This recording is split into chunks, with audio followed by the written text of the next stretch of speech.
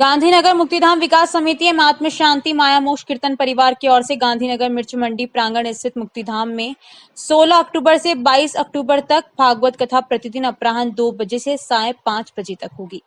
भिलवाड़ा में पहली बार मुक्तिधाम में दिवंगत आत्माओं की शांति की कामना के लिए यह किया जा रहा है। इसकी तैयारी में मानसिंह सोलंकी, लक्ष्मी नारायण चांडक, नरेंद्र सेन, भवानी शंकर शर्मा, भगवती लाल गुर्जर आदि तैयारियों में लगे हुए हैं।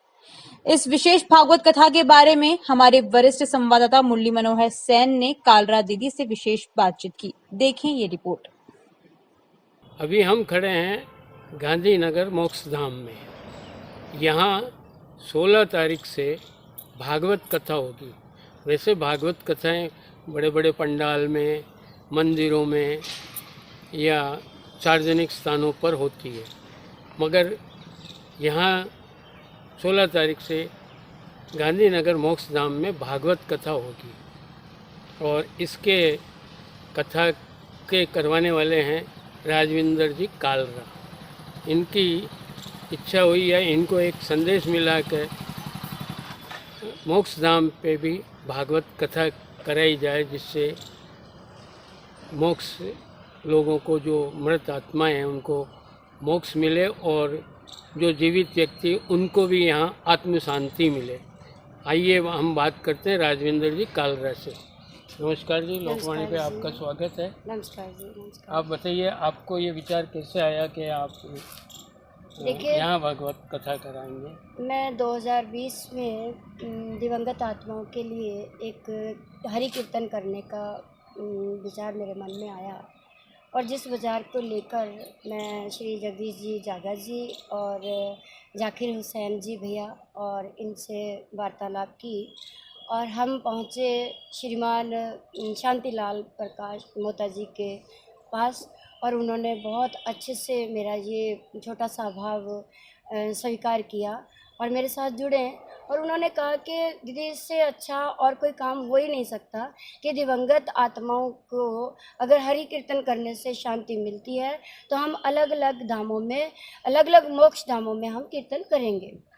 तो जैसे ही फर्स्ट टाइम उन्होंने अपने श्रीमान शांति प्रकाश मोता जी ने पंचमुखी मोक्ष धाम में इस कीर्तन को करवाया और बहुत अच्छे अनुभव होने लगे। करीब दूसरे तीसरे महीने से ही कोरोना काल चल गया और उस कोरोना काल में भी मेरे साथ 4-5 सदस्य ऐसे जुड़े रहे जो ओल्ड थे लेकिन फिर भी वो मेरे साथ कीर्तन में आते रहे। आप पहले भजन संध्या या भजन जी गायिका? जी अंकल, मैं जैसे ढोलक बजा के पहले कीर्तन किया करती थी, तो छोटे छोटे कीर्तन होते थे, तो इन लोगों की प्रेरणा से मैं बड़े कीर्तन करने लगी, साजबाज से कीर्तन करने लगी। देश प्रदेश में मेरा नाम कालरा दीदी के नाम से जाना जाने लगा।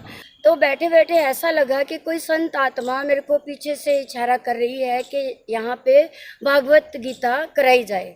भागवत गीता का मन में विचार आने का एक कारण ये भी था कि हमारे बीच में ओम प्रकाश जी गुलिया जी, जो RSV से रिटायर्ड है और आनंद सागर महाराज जी के नाम से उनको जाना जाता है, देश विदेशों में वो कथाएं करते हैं। तो मेरे वो पिता हैं, उन्होंने व्यासपीठ पे मेरे को पुत्री बोला था। तो जैसे ही ये आदेश मेरे को किसी दिवंगत आत्मा ने या संत आत्मा ने यहाँ से किया, तो मैंने ये विचार उनके आगे रखा। तो इसी क्रम में अपने इस गांधीनगर मुक्तिधाम संस्थान के लोग बैठे हुए थे, जैसे श्रीमान लक्ष्मी नारायण जी चांडक और BL जी गुर्जर और मानसिंह जी संचेती, भवानी शंकर जी, तो ये बड़े बड़े लोग बैठे हुए थे। तो उनको मैंने, मेरे पिता समान है, मैंने कहा मैं अंकल चाहती हूँ कि हम एक भागवत कथा करें, चाहे छोटे रूप में करें।